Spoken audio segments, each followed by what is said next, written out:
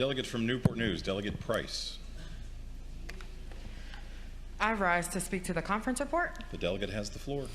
Thank you. Mr. Speaker and members, today, June 1st, kicks off Gun Violence Prevention Month. And while some of you may expect me to talk about Buffalo, Laguna Woods, Uvalde, or the 18 mass shootings that have happened in our nation since May 24th, that would give some of you an out to say, well, let's just focus on things that are happening in Virginia. So let's do that. Here in Virginia, there are too many families that know the pain of losing someone from gun violence. When so many localities are being rocked by guns and gun violence in all of its forms, it's on us in this room to do our jobs. For years, we have been sounding the alarm that gun violence prevention must be funded with prevention, intervention, enforcement, and reentry. We sought to do that in the introduced budget and the Senate's version in a comprehensive way. But the House version cut that funding by 82%.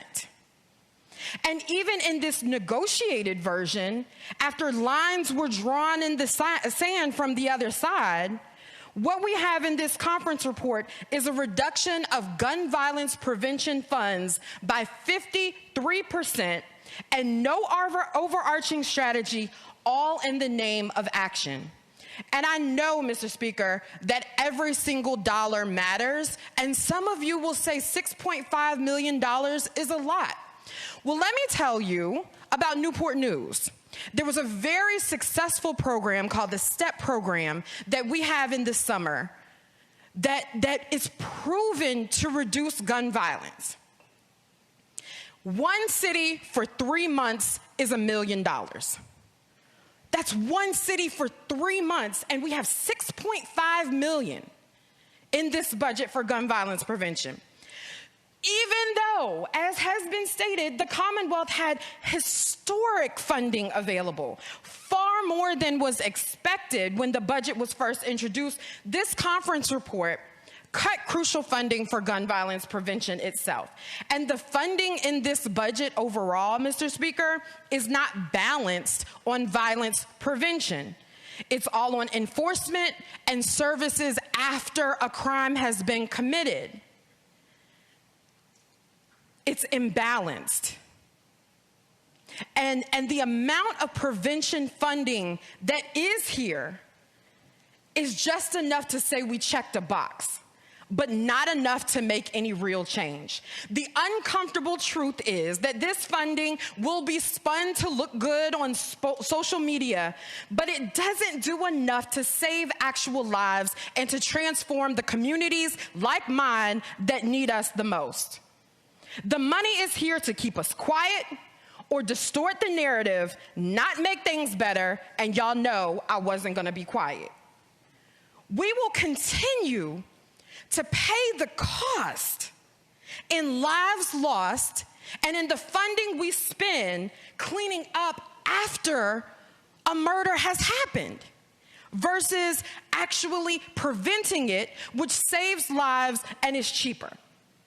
We have had years of tough on crime laws and lots of incarceration, but still the problem persists because those aren't the ways to solve it. And it will continue until we invest in the strategies that actually prevent the crime. So, Mr. Speaker, I ask my colleagues, how many people have to die before we take this seriously? Or maybe for some of you, who has to die in order for us to take this seriously? My fear is that if we can't be serious about gun violence prevention funding when we have a historic amount of money to spend, then when will we? But this is too important to give up. So instead of putting my hope and the people that are obstacles to gun violence prevention that sit in this room and have the privilege to drive home to communities where you don't have to hear the gunshots or attend the funerals, I will place my hope elsewhere. I put my hope in the families and residents who are demanding more from us. I put my hope in the pain that some have had to turn to determination from parents who have lost their children to gun violence. I put my hope in the advocates and activists who are doing the hard work of fighting the gun lobby to get the changes that Virginians deserve. And I want them to know that we hear them, that we will not ignore their cry, and we will continue to fight against the senseless violence, that we know mass incarceration is not the answer, and that we will push back on this race for mediocrity and checked boxes and actually give a damn about the lives. I am disappointed in the cuts to gun violence prevention in this budget, and again, I could not be quiet. Thank you, Mr. Speaker.